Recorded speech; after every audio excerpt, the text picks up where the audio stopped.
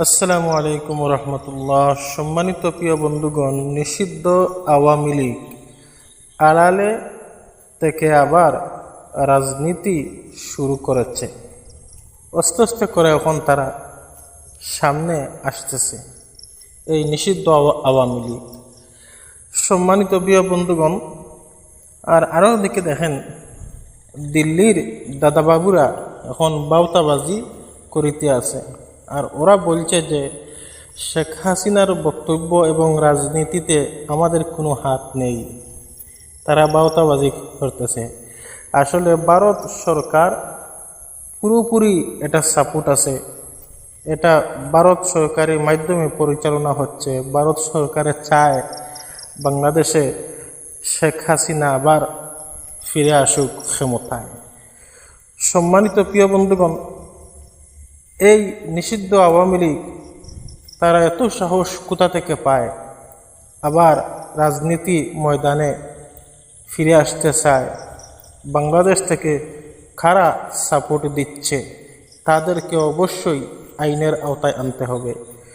দেখেন, আজকে একটি নিউজ দেখলাম, বিএনপির নেত্রী রমিনী ফারহানা, তিনি যেমন একটু বেশি শেখ হাসিনার জন্য মায়াকান্না করিতে আছেন।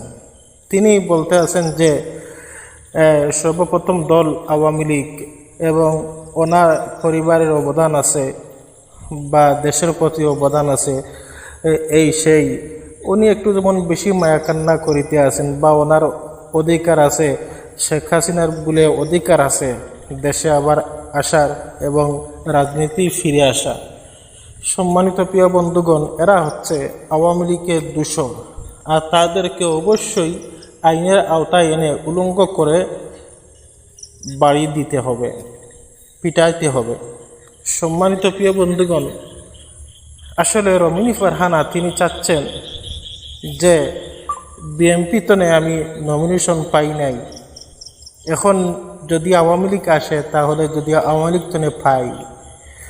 দেখেন, আওয়ামী লীগ সরকার শেখ হাসিনা একজন জানু রাজনীতিবিদ। তিনি অত বোকা না যে এইরকম দুমুখী সাপদেরকে তিনি খুলে নিবেন।